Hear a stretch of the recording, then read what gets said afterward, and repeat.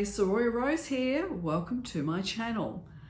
Many people have asked me over the years about my backstory. How did I find out I was psychic? Did I always know I was psychic? And what's my story? So mine started when I was a child. I was born, would you believe, in a small country town in South Australia. I had a very ordinary upbringing. My dad was a shift worker. My mum used to work in Woolworths. We didn't come from wealthy stock.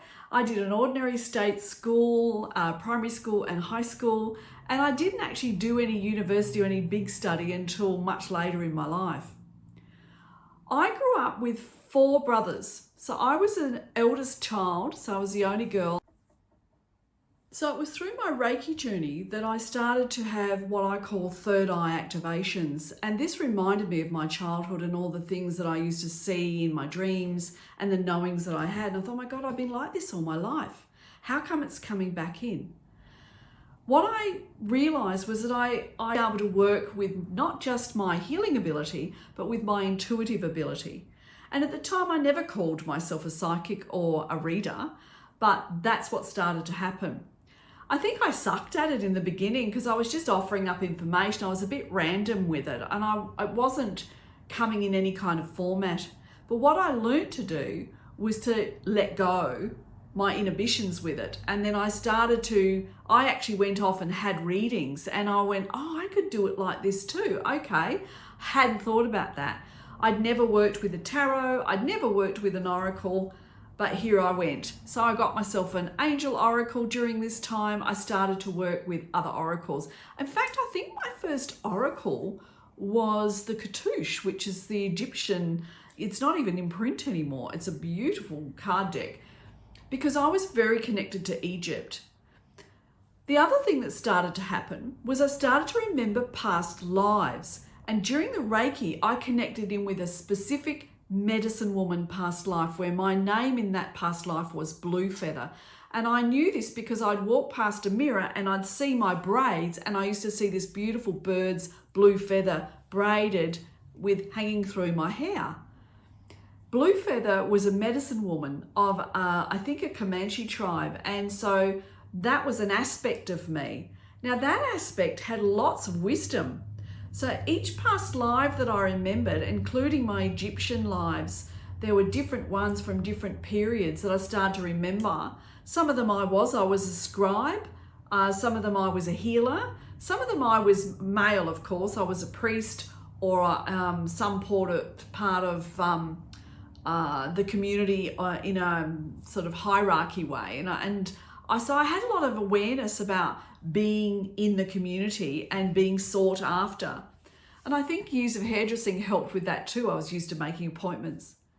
So it wasn't long after this that I realized I needed to actually operate from a counseling point of view. So I went off and I actually became a counselor. I did an 8-week course with counseling through Lifeline. Now they throw you in the deep end, but it was the best thing ever. Puts you on the phones in the end, you get training. And I loved it. And I started off with counseling ability, but it also gave me, again, framework. And so I thought if I'm going to read for people and problems are going to come up, I'm going to need to know how to deal with that. And sure enough, it helped. Then I took it another step further. As I started to work with people more and more, including, especially as a therapist, I started to become aware of the need to know more. And I was aware that the Reiki put them in this lovely sort of trance space, and so I wanted to work with their unconscious mind. So I went off and I became a psychotherapist and did hypnotherapy. And as a result of that, that saw my healings going to a whole nother place, and it attracted a lot of different type of clients. And I was enjoying all of that, but I still wasn't reading for a living. The reading came about years later when I had a man call me from a card that he had taken off of a billboard in a small new age shop in a shopping centre in Brisbane in Indooroopilly, which is a suburb in Brisbane.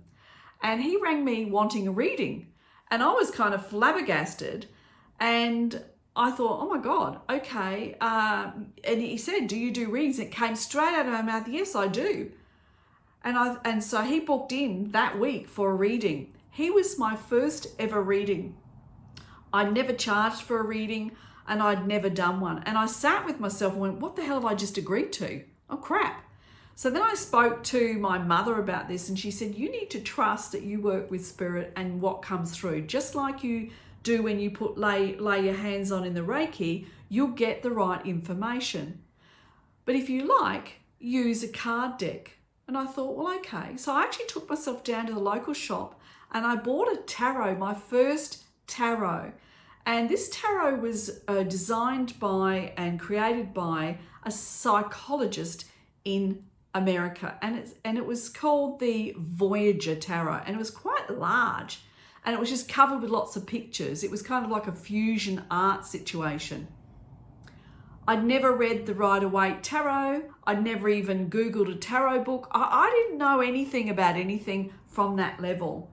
But I did relate to this deck, and so I used that deck as a means to connect to him. There is a process with learning the tarot that I really liked. And so instead of putting my hands on a person's body, he would then shuffle the cards and I would coach him and say, right, I want you to think about people, places, circumstances and situations that are going on in your life that you would like to get some clarity or insight into. If there's any problems in a certain area, focus on the people and the situation. So he did just that. Now, I didn't know him from Adam. I'd never met him before. And he was a young man. He probably in his 30s. And I probably was in my 40s when I did this.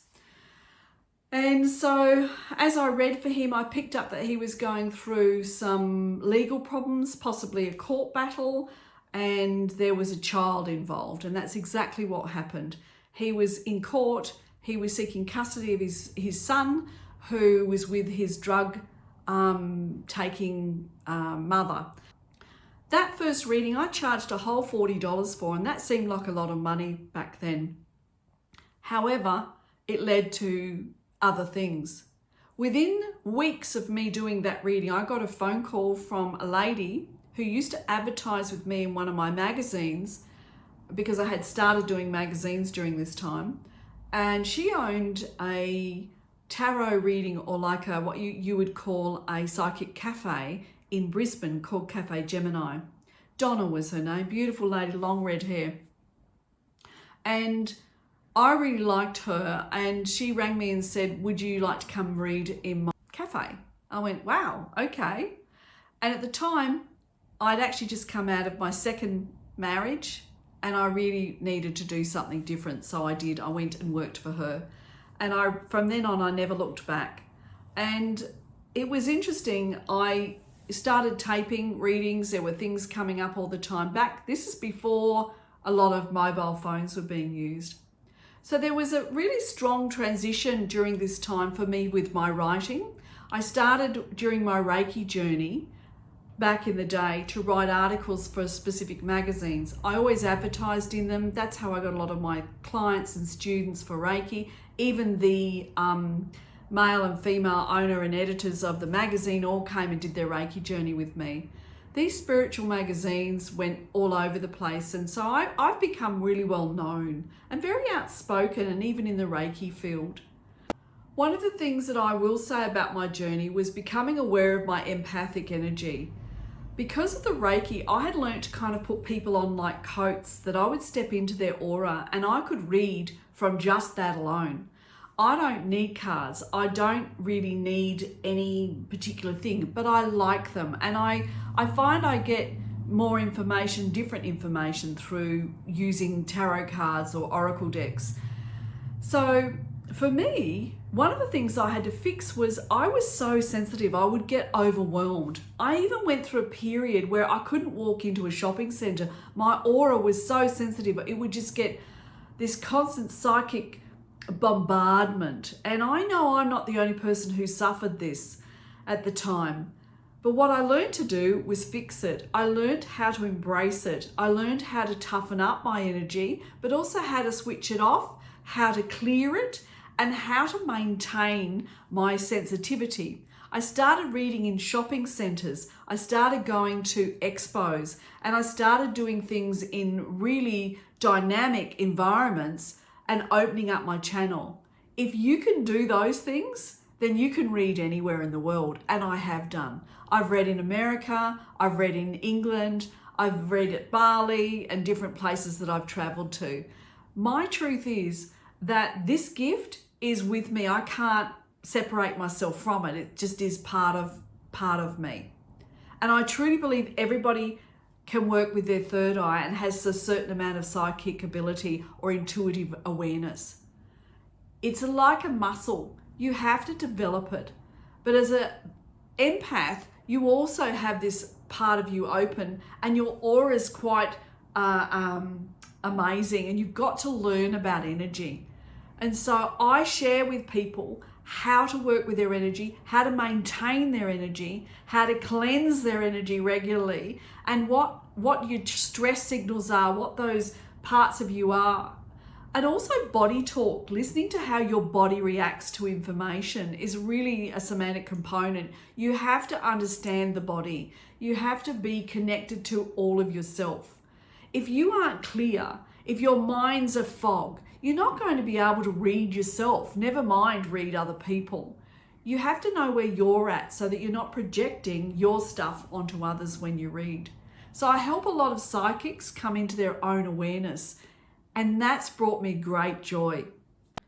The other part of something I've learned over the years is channeling. Being able to open your channel, being able to connect with spirit, being able to work with guides, with angels, with the angelics are just amazing. They'll come in really quite easily if you open up to them. Being able to open up your channel will give you amazing abilities.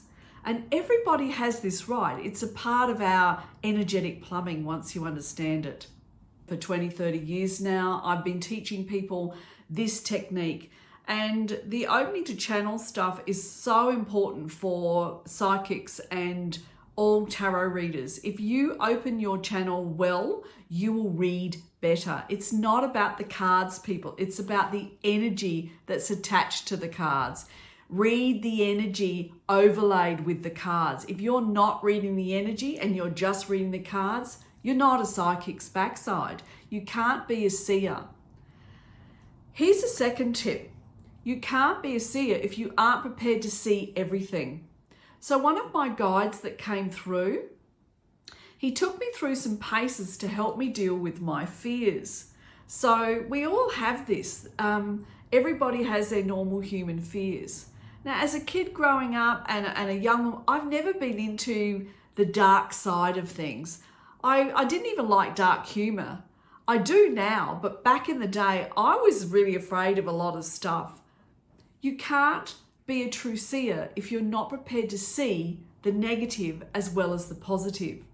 And part of being a true seer is giving people warnings. I'll give you an example. Quite some time ago, I used to do a lot of TV work. I read on Psychic TV Oz in Sydney. I would fly from Brisbane all the way down to Sydney, stay down there for a couple of days and do a couple of live sessions at night. It was for a shift. They have different shift work on Psychic TV Oz. I don't even think this is even going anymore. But this one particular night, a gentleman rang in probably about 11:30, quarter to 12, and he'd had a few drinks. He'd been out on the town and he thought, I'll just ring in and see what they've got to say. And he got me, and I can't remember his actual name, but I remember the reading quite well. And what happened was really interesting for me. I took his name down. Now, I use numbers first. When I needed an on button, so I created an on button for myself by tapping into people. And what this does for my mind and my channel is focus it. So I take their first name and their date of birth. That's all I need. And I just wrote it down and I did some quick numerology on him. And I picked up who he was, what he was doing, and what he was not doing. And one of the things I picked up about him, I actually said quite bluntly to him, I said, I feel this year you've handed your business over to someone that you trusted. You're still in the business, but you've taken a bit of a back seat. I actually feel I need to say to you that I feel like you've dropped the ball a little bit where your business is concerned. But here's the problem with that, and I mentioned his name. I feel you're being robbed. I feel like you need to go into your business and get it audited. I feel there's money being leaked, quite a lot of money, hundreds of thousands possibly, being leaked out of your business, and you're not paying any attention. And I said, there was something else that came out. One of them was a trip away. He was going to be going away. So it was just a 5 or 10 minute reading on the TV. 2 weeks later, Margaret, who managed the channel, rang me. She'd had a phone call from that very gentleman, and she was there that night when he rang in. So he rang in to thank me because his business partner was stealing hundreds of thousands of dollars from that business, and that he had booked the trip, and he wanted to thank me and say he was a non-believer when he rang in, and he had had a few drinks, and he apologized if he was a bit inappropriate, bless his heart. If you can't see, if you're not open to the negatives, I would never have been able to tell him that. And Spirit was warning him because in his company, he employed hundreds of people. They could have lost their jobs, and Spirit wasn't having a bar of that. So he was being told and given information. Now, he didn't have to act on that. He could have thought I was talking a lot of rubbish, but something I must have said to him rang true to him. And even though he'd had a few drinks, and even though he'd heard it from some random psychic on a TV weird show, he followed through. And you know, that's our free will in action. Psychics are often used in that very manner. Often they'll use and are brought to you in the strangest of ways. But if you're open to information, you'll hear the ring of truth. The ring of truth, I use that term because there's a vibration and a frequency with truth. You feel it, you hear it, and it sits with you. It can even give you goosebumps. When I speak truth to people, they get their signals and they know instantly that what I'm saying's got some energy attached to it. And their angels, their guides will give them some sort of signal on confirmation, or it will just sit with them and they'll go, I need to suss that out. And I often say to people, because I tape all my readings, we don't use tapes now, we use iPhones and, smartphones. Excuse me. We use our smartphones now for recording readings. And this is an important thing because often they'll go home and bullet point what I have said, and then they'll realize this, this, and this. The amount of people that have come back to me time and time again and said, oh my God, Saroy, I thought you were a nutcase because you said this, and all of it happened and I felt so bad because I thought those negative thoughts about you. I said, that's okay. The difference is you don't have a reference point for the future, and I can simply travel the timeline. And that's the other thing, learning to travel the timeline. Once you access the timeline and you can go into someone's past and access their files and into their future, you can feel what they're actually attracting, what's coming towards them. That is a gift that can set people free from the negative, maybe positive, or whatever's going on within that timeline. I know that I have helped thousands of people in their lives by reading their timeline, by helping them recognizing that where they're at right now isn't stagnant, it is moving, and that even though they feel like this right now, that's not going to be the case. This is what they're bringing towards them. And to trust what they're doing and to dismiss the negatives. And often it's just those things alone help bring people clarity, give them some direction, and help them understand that they're not alone in their path, that they do have support, and to ask Spirit for help. Often those clients will be regulars for me. They'll come back once a year and have a yearly reading. And I love that sort of thing. I think helping people on their path is a gift. And that I get paid for it is great. It's a special thing.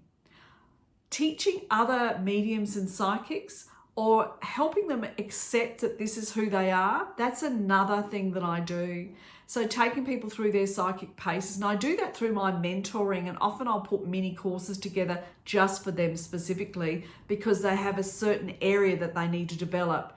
these other parts might be fine, but this one area they're not doing very well at, and they need support and guidance and help while they're stepping into this part of themselves. Using me as a spiritual mentor is what lots of people get a lot of joy from.